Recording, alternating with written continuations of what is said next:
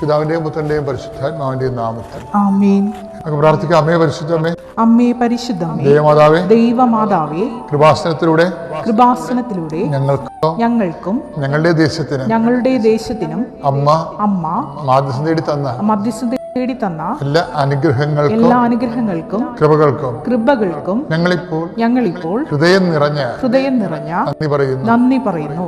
അമ്മേ പരിശുദ്ധമേ, ദൈവമാതാവേ, 2004 ഡിസംബർ 7 ഉച്ചകഴിഞ്ഞ് 2:30 കൃപാസനത്തിൽ സംഭവിച്ച അമ്മയുടെ പ്രത്യക്ഷപ്പെടലിനെ കുറിച്ച് തിരുസഭയ്ക്ക് സമർപ്പിച്ചിരിക്കുന്ന പഠനരേഖകളുടെ സഭാത്മകമായ പഠനം ആരംഭിക്കുവാൻ ഞങ്ങൾ പ്രാർത്ഥിക്കുന്നു. അമ്മേ പരിശുദ്ധമേ, ഭൂസ്വർലോകങ്ങളുടെ രാജ്ഞിയായ അങ്ങേയ്ക്ക് ഭൗമസംരക്ഷണത്തിനായി പ്രപഞ്ചപ്രകൃതിയെ തന്നെ തിരുസഭ പ്രതിഷ്ഠിക്കുവാൻ ഈ പ്രത്യക്ഷീകരണം വഴി ഇടയാക്കി പരിശുദ്ധ അമ്മേ, ജപമാല മാതാവേ, സകല കൃപാസന പ്രാർത്ഥനകളോടും ചേർത്ത് ഞങ്ങളിപ്പോൾ പ്രാർത്ഥിക്കുന്ന ഈ കുടുംബത്തിന്റെ പ്രത്യേക നിയോഗം.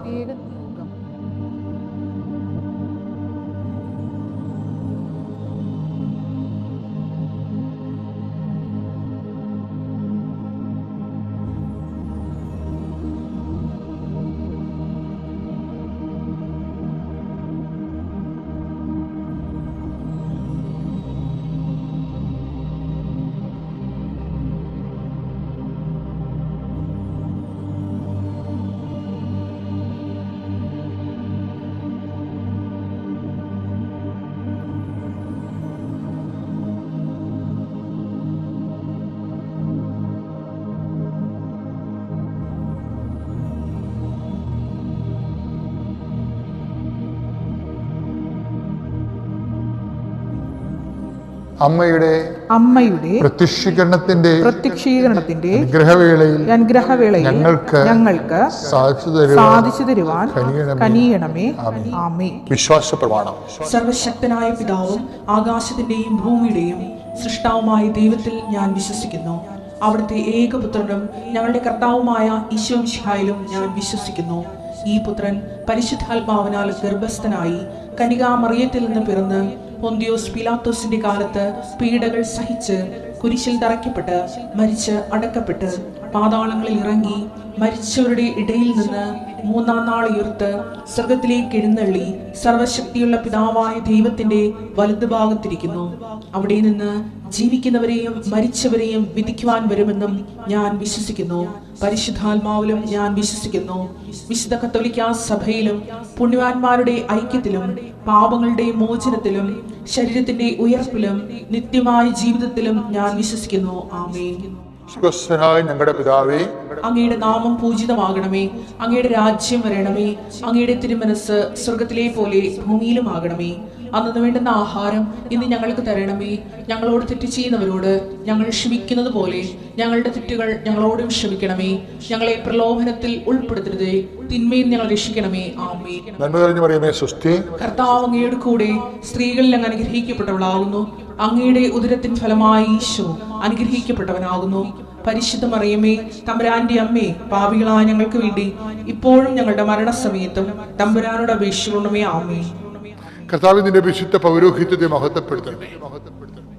കർത്താവ് സഭയിലുള്ള സാന്നിധ്യം പ്രകടമാക്കണം.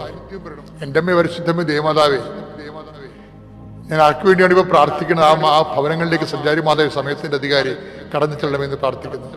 ദൈവത്തിന്റെ കണ്ണിനെ ആവശ്യിക്കട്ടെ. പല വിഷയങ്ങൾ കാരണം മനസ്സുകൊണ്ട് തളർന്നിരിക്കുന്നവരെ കർത്താവ് ആരിപ്പോതിനെ ചൂടാക്കുകയും വാടിപ്പോയി നനച്ചു കുളിപ്പിക്കുകയും ചെയ്യുന്ന ദൈവത്തിന്റെ പരിശുദ്ധാത്മാവിനെ നിങ്ങൾ ബലം പ്രാപിക്കട്ടെന്ന് പ്രാർത്ഥിക്കുന്നു. കർത്താവെ, മുക്കിടം പോലെ കുടുംബത്തിലെ ഒത്തിരി ഭാരങ്ങൾ ഒരുമിച്ച് വഹിക്കുന്ന അനേകം മക്കളുണ്ട്. പെങ്ങന്മാരെ കല്യാണം കഴിപ്പിക്കേണ്ട ഭാരങ്ങള്, അതുപോലെ തന്നെ കഴിച്ചുവിട്ട് ഭവനത്തിൽ വന്ന് നിൽക്കുന്നവരുടെ ഭാരങ്ങള്, അവിടുന്ന് വിവാഹം പെശകി വീട്ടിൽ വന്ന് നിൽക്കുന്നവരുടെ ഭാരങ്ങള്, അത് കാരണം ആ മക്കളുടെ കല്യാണം നടക്കാത്ത അവസ്ഥകൾ, ഇങ്ങനെ എണിയാറൊരുങ്ങാത്ത സങ്കടങ്ങളുമായി അങ്ങയുടെ മക്കൾ അങ്ങയുടെ ദിവസം കണ്ണീരോട് നിൽക്കുന്ന കർത്താവെ, ഈ ഒറ്റ പ്രാർത്ഥന കൊണ്ട് ഈ കുടുംബങ്ങളെ നീ ആശീർവദിക്കണം. എൻ്റെ കർത്താവിനുമായ നാമത്തിൽ സഭയുടെ അധികാരത്തിൽ കുരിശിന്റെ അടയാളത്തിൽ ദൈവശക്തിയെ നീ അനുഗ്രഹിക്കപ്പെട്ടു. ഇന്നലെ കുർബാന അർപ്പിച്ചപ്പോൾ ഈശോ പറഞ്ഞ കുറച്ച് കാര്യങ്ങൾ, അതാണിപ്പോൾ നിന്നോട് പറയാൻ ഉദ്ദേശിക്കുന്നത്.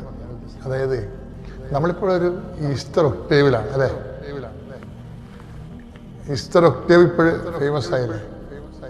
ജോൺ പോൾ മാർപ്പാപ്പയും അതുപോലെ തന്നെ ബെനഡിക്ട് മാർപ്പാപ്പയും അതുപോലെ തന്നെ നമ്മുടെ ഫ്രാൻസിസ് മാർപ്പാപ്പയും ഒക്കെ സ്വർഗപ്രവേശനം നടത്തിയത് ഈസ്റ്റർ ഒക്ടേവിലാണ്. നല്ലൊരു കാലഘട്ടമാണ് വിശ്വാസത്തിന്. ഈസ്റ്റർ ഒക്ടേവിൽ സംഭവിക്കുന്ന കാര്യങ്ങളാണ് അൾത്താരയിൽ സഭയിൽ വായിച്ചു കേൾക്കുന്നത്.